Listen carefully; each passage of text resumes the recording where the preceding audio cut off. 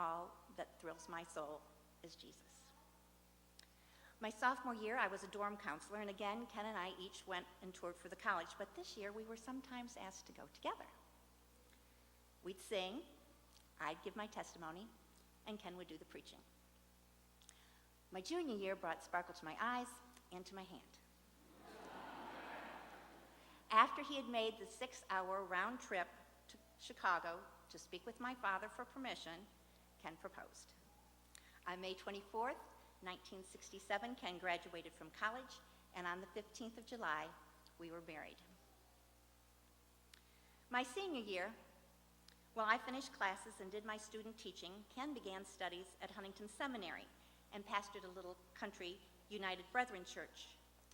Oh my, the lessons I could tell you as a Chicago girl now living on a sheep farm in Indiana. And the other lessons I learned, being a pastor's wife in a little country church. Wow, I could go on and on. But in May of 1968, I graduated with a Bachelor of Arts in Elementary Education, and I began teaching the first grade. This was my first real mission field. Ken felt called to attend Asbury Seminary in Wilmore, Kentucky, so we moved first to Beaver Lake in Lawrenceburg, where I taught 5th grade, and later to Taylor County. There I taught 2nd grade, while Ken pastored 2 little churches part-time and went to school full-time. Studying and reading and preaching and visiting was sometimes exhausting. Then in May of 1971, Ken graduated from Asbury, and I retired from the public school system. We moved to Campbellsville to serve at the St. Andrew's United Methodist Church.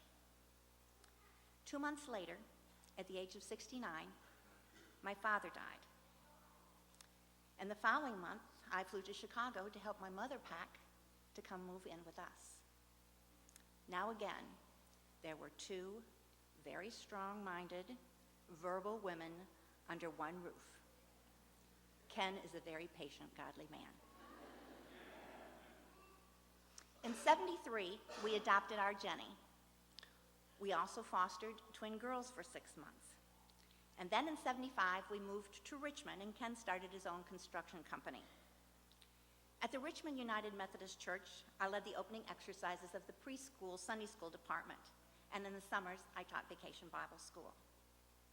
In the summer of '76, my mom died. She had a massive heart attack and was at Petit Clay for just a week. So we moved to Berea. I wanted a special home to raise my kids and my grandkids, and we found that home, and 34 years later, we're still in it, just 3 blocks from the church. We adopted our son, Wes, in '76, and then the Lord gave us 2 surprise blessings. First, Kelly in '78, and then Libby in '80. Life was full. Life was good. My home was my mission field. Along with our own family, I provided care for neighbors and friends' children. Our wonderful next-door neighbor, Reba Fothergill, is one of several dear friends who not only invited us to come to Berea Baptist, but also gave the children and me a ride when Ken was on mission trips to Belize or Haiti. And in 1983, we moved our membership here. During her high school years, Jenny asked us to assist her in her looking for her birth mom. So we wrote letters, but we were told that her court records were sealed, and that was that. But one Sunday afternoon, before the kids went to youth group, the phone rang. It was Jenny's maternal grandparents. Somehow they tracked us down.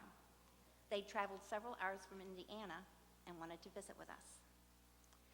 Phew. The kids went on to church, and Ken and I stayed home and visited with the Hendersons. That was a God-orchestrated meeting. Jenny had just spent a year at Oneida, and now, for her senior year, she was moving to Louisville to live with Carol Ann, her birth mother. We all went to Jenny's graduation and her party, and it was a good time for all of us.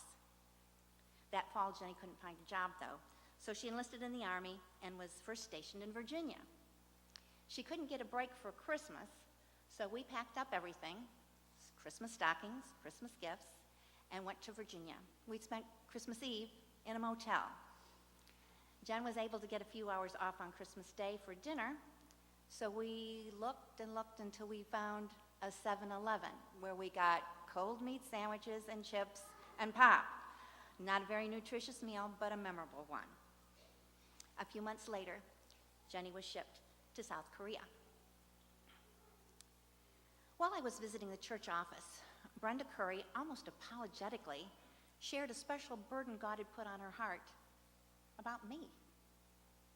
Was there something that she could pray about? I really couldn't think of anything immediately, but in a few weeks, Jenny was going to be discharged. She was going to be coming stateside. How about if she just prayed that we have a good reunion together?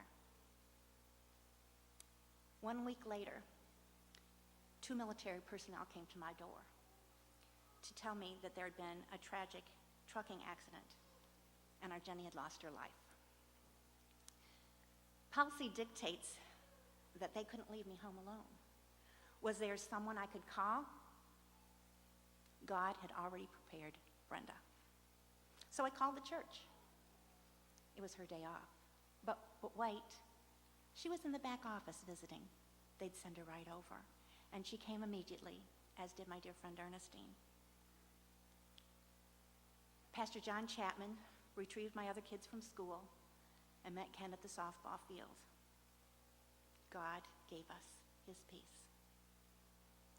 As we waited another week for Jenny to come home, this church ministered to Ken and I and our kids in so many mighty ways. Meals, cards, phone calls, and letters came daily. And I've saved your cards and letters, and I shall ever be grateful.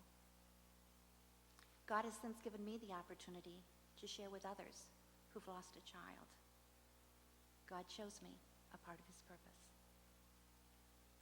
And this church has showered me with love and laughter as you celebrated with us the salvation, the baptisms, and the weddings of my other 3 kids, and the births of our grandchildren. And they are grand.